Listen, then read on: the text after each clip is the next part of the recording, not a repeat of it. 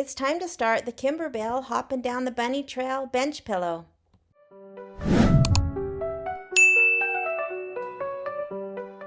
It's time to start working on Kimberbell's newest project called Hoppin' Down the Bunny Trail. This is a bench pillow, however, I will be making this as a wall hanging. I have the CD.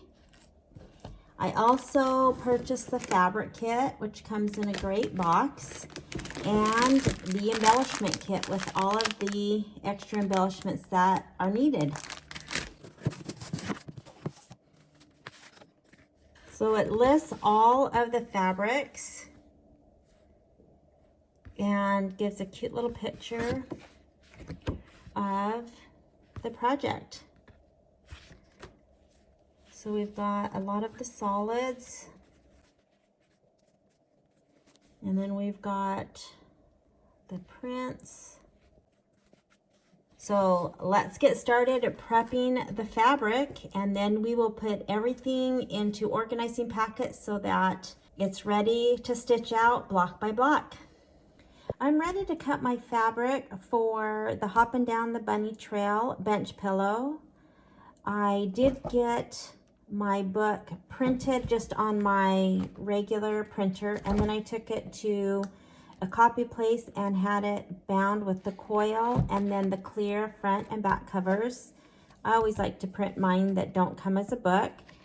And so what I am going to do is turn to the cutting diagram, and this will show how to lay out the fabrics and get the most beneficial cuts out of those fabrics. And usually when Kimberbell, when you get the fabric kits, they give you plenty of fabric.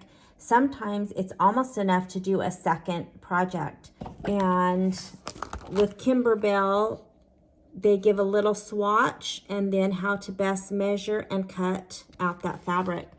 I have a few videos that will go more into detail if you haven't cut a Kimberbell project, but let's get cutting this fabric. The first thing I'm going to do is cut my batting, and I use the Warm and Natural cotton batting, and I buy it in a big package. This I bought is a full size, and I've used it for many of my projects, and I still have. You can see how much I have. And so I will cut my batting from this.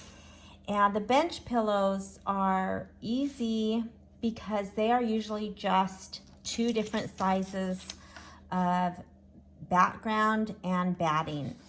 So here is one of the blocks, and I cut my batting exactly to size so that I don't have to trim it while it's in the hoop. That is totally optional, but I know to cut my batting the same size as the quilting design. So in this case, it's 6 by 8. So I know I need one piece 6 by 8. If I look at the next block, it's also a 6 by 8 design. And the only two that will be different are the first and the last block of this bench pillow. They will be 4 by 8. And if you look at the picture,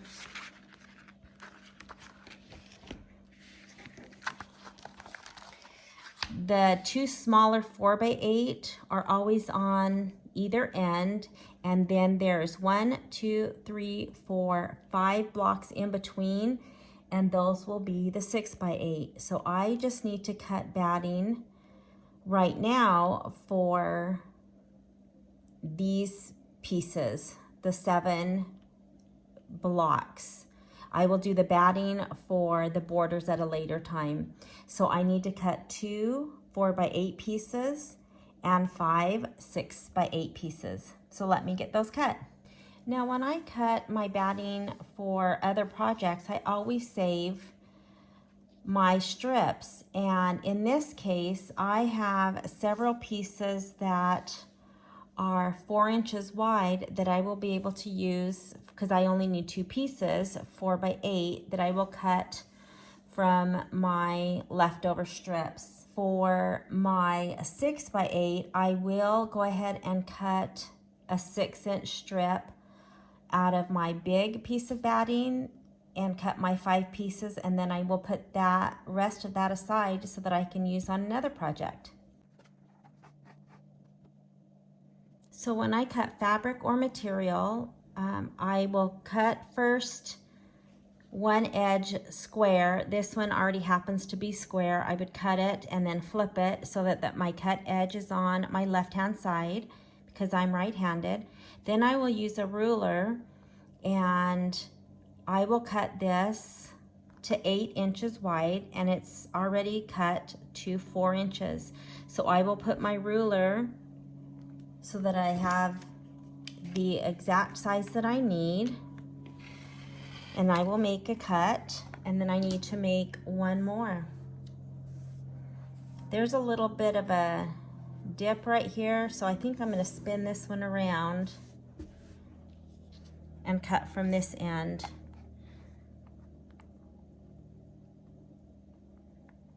So I will line the top up, and of course this lines up with the 4 and the 8, and I will cut one more piece. And again, that's cutting the batting exactly to the size of the directions once it's trimmed. Most people would cut this about 1 inch bigger and tack down the batting and then trim around it. That's something that I don't do, and I'll show that when we start working on the blocks. So I've cut mine exactly to size. Now I'll cut a larger strip for the 6x8 pieces. So here is my big roll of batting that I've just taken out, and I already have a straight edge from the last time I used this batting, but there's a fold down on the bottom that I will put against my mat and line this up, and then I will cut. I think I'm going to cut in a 6-inch strip. Now this is 4 layers, and a lot of times I will cut it slightly bigger, maybe 1/4 inch bigger, and then undo this to a single layer and trim up to exactly to size. Today I think I'm just going to try cutting the 6-inch exactly, and then we'll open that up and subcut to our 8-inch pieces.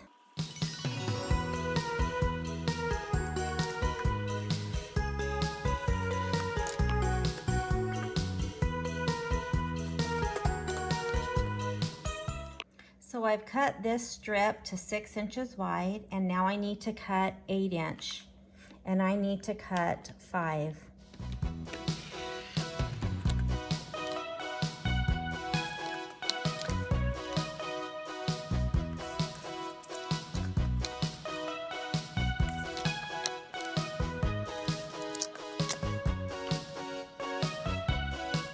So I have my 5 6x8, and I have my 2 4x8. That's all the batting that we need. So let's get cutting the fabric. So the first thing I do is usually cut from the smallest pieces up to the largest pieces, and then I can just get these smaller pieces out of the way. I am gonna hold off cutting this green, and I believe this tan piece is maybe for part of the border. I always wait for those until the bench pillow, or in my case wall hanging, is done, so I'm going to put that aside. And then this polka dot is for all of the background fabric, and I will do that after I cut all of these other pieces. So for this first small piece, it might be hard to see, but that's an orange piece with some swirls on it. And these aren't in any order. Usually I will put these in order for a larger project and then cut, but there's not a whole bunch of material for the bench pillow, so I'm just gonna pull what I need. So here's that first piece, and I will be backing all of my fabrics with fusible interfacing, but I am going to cut them first and then put the fusible interfacing on the backs of all of them. So I need this first piece, and it's telling me that I need a 2" by 2.5" piece. And so I don't measure with the lines on my grid unless I'm doing long border strips or the long pieces when I made my original cut on the batting. Everything that is cut to size, I use rulers. And so for this first piece, I only need one, and I need it to be 2 inches wide by 2.5 inches tall. So I will line my ruler up so that here's the top, and I mark mine because this ruler has lots of ways you can mark, and it's easier to know which one to put instead of having to look each time. So it's 2 inches wide by 2.5 inches long, and that's what I need. And so I can either cut a 2-inch wide piece all the way up, but I think for this one, I'm just going to cut the little corner out, 2 by 2.5.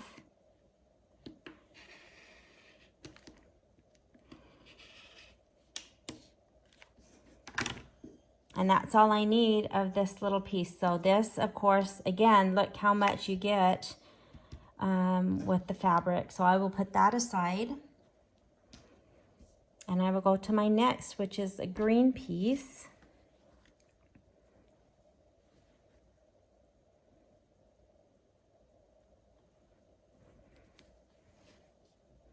And this needs several pieces. It needs a 2.5 piece, and then those are cut into 2.5 subcuts. This piece is a 5". So I can cut 2 strips that are 2.5". One of those will be cut in half for 2.5 by 2.5". And one of the 2.5 strips will be cut to 3.5. So how I would do that, and that's kind of how we will do most of these, is I need first a 2.5". So I will line up, of course, the top, or with a mark on the bottom. You can tell this is 5 inches. I'm at my 2.5". And so I will make one cut, and then I need another 2.5". So this one will just should be exactly right because it was a 5" piece, which it is. So this first one needs to be cut in half to 2.5 inches for a 2.5 square.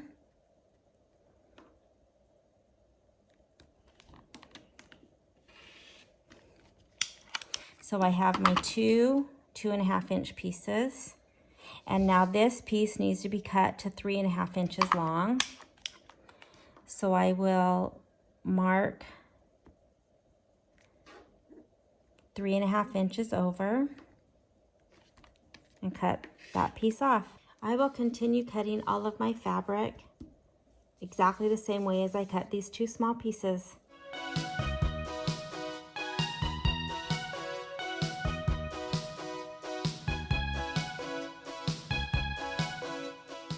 For these next sets of fabric, they're larger pieces, and they have all of they're called silky solids, just solid fabric, and then they have their patterned.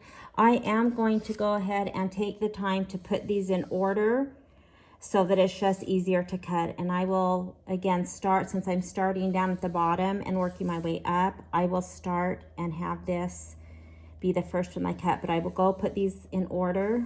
One, to make sure I have everything, and then I won't get confused and maybe cut the wrong fabric with the wrong pieces. So let me go get those together.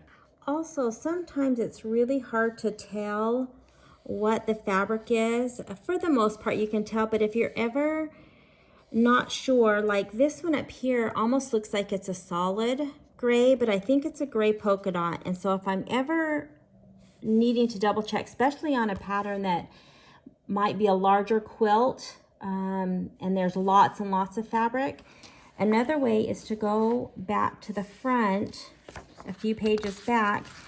They have a swatch that's a little bit bigger, and it will tell you exactly what that fabric needs to be cut or needs to be used for. So if I look back, it's still kind of hard to tell, but I can tell that that gray is a polka dot, the small gray polka dot. And so I know that that's what I need to cut because it gives the sizes. So I know that that is that gray. So that's another way to look in case you're not quite sure.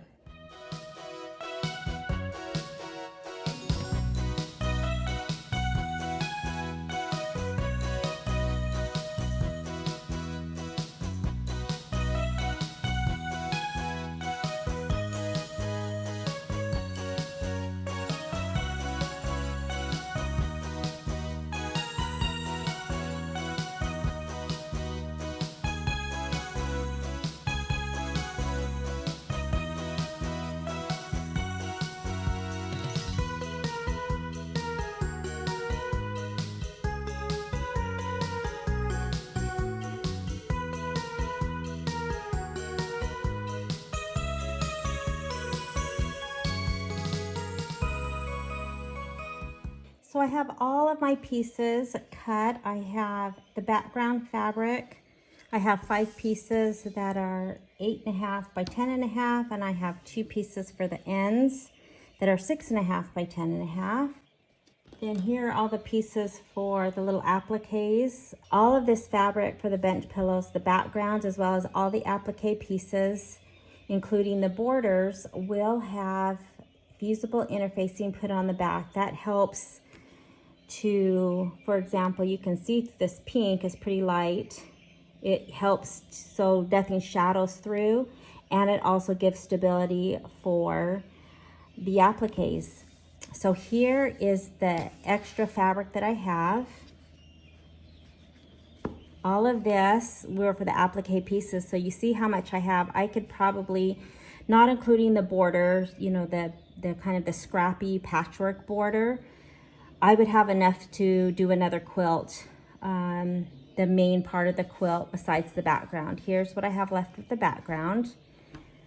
But you can see how much fabric is left, and I just keep all my extra fabric together while I'm doing a project in case I mess up, or, you know, for whatever reason, if I need to do that, I will keep these together until I'm done with the project, and then I will just put it with the rest of my Kimberbell fabric. And then I didn't cut, remember, the backing and the inner border for the pillow, or in my case, the wall hanging. I always do that when I have the whole front piece put together. So that will come later. So I will just keep that with the fabric. And now I'm ready to go back all this with fusible interfacing. The way I will do the interfacing is I just buy, you know, large rolls. There, of course, is a shiny side that has the adhesive. I will put that face up, and then I will just start to kind of patchwork these together the best way that they fit to get the most out of my interfacing. And I will just, you know, add these wherever. I'll go do this, of course, at my ironing board. And then I will first lightly press to get them just so that they can be cut apart. And then I will have individual pieces and I will press them very well. They need heavy pressure for about 10 to 15 seconds each. And that will adhere those to the back. So I will just work on all these until all of my pieces have the interfacing on the back.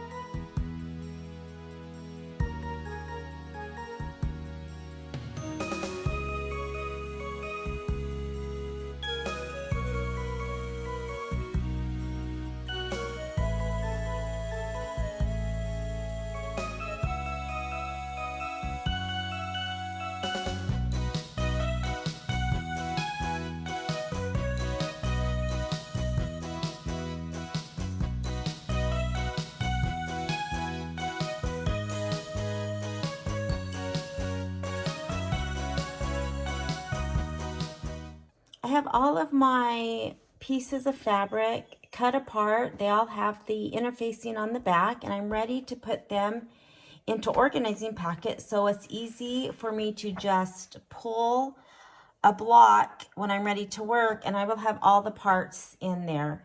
I will look at the book and I will go through and find the pieces that need to go with this block. So I will find the background fabric, which is the large pieces, and then I will just go down and find the pieces that match with this. Now there will be a larger picture because they don't tell you which fabric. You really just need to look at a picture to see which fabric there is. For example, here's a larger picture, and I can see, for example, that this little carrot is going to be this fabric. The other, it's a radish, I think, is going to be this little piece. And then we've got some of the light green. This one I can tell is this fabric. Now I'm going to have to look at the directions to see what size, because of course there's several sizes. And if I can't figure it out this way, I can turn to the front of the book where it lists a little bit larger swatch, and it will tell what block it goes on. So for example, the carrot home, this is the carrot house, it's the orange, and it'll give me the size. And so I know that I can pull that, and this will be for the actual carrot. And I will just go and find each piece that will go with this block. Then I will put them all in a packet. I will pull the background, which this one will be one of the large backgrounds. I need one of the large pieces of batting. And you can tell how much extra fabric they give us. The block will end up being just 1/4 of an inch outside of this batting because I cut mine exactly to size. And then I will put all of my pieces, and then I will stick it into this packet and just put it into a little container so that I can pull my packets.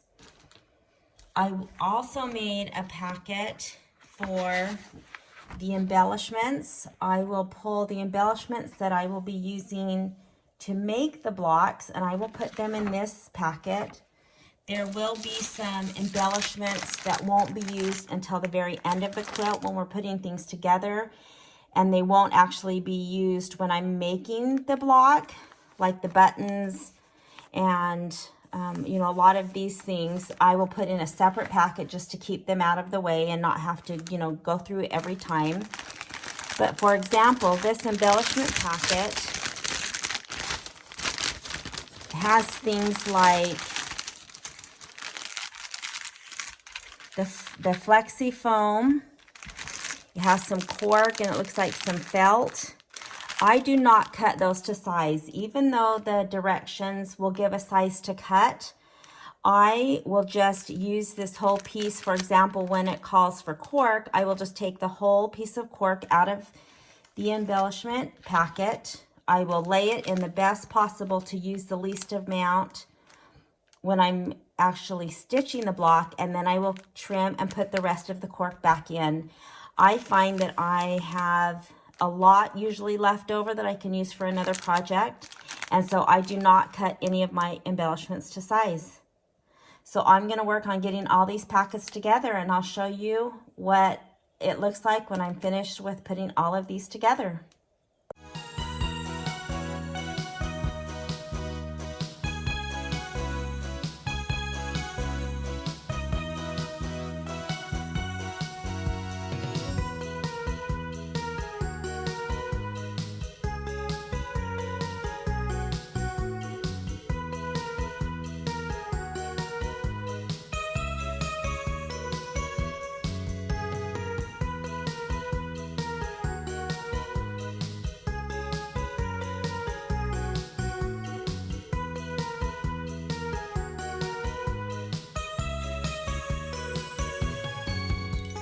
I have all of my packets organized and I have them in just a plastic bin. I have my book in the front. I have in order of the blocks that I'm going to do from left to right on the pillow. And that is not the order that they are in the book, but of course it doesn't matter how you stitch them out. So I can just pull a block, and in the packet there's everything I need except for the embellishments. I do have the embellishments again in a separate packet. If a block calls for one of these embellishments, I will just pull that, stitch out the block, and then put that back so that the next block that I need, I can pull it and I'll know exactly where it's at. The extra embellishments that will come at the end of the quilt are also in their separate packet. And then I have my fabric kit. I have my extra fabric, my backing fabric, and I think the inner border fabric is also in here. I don't have that in a packet, but I'm all ready to get stitching on this Hoppin' Down the Bunny Trail quilt. So let's get started.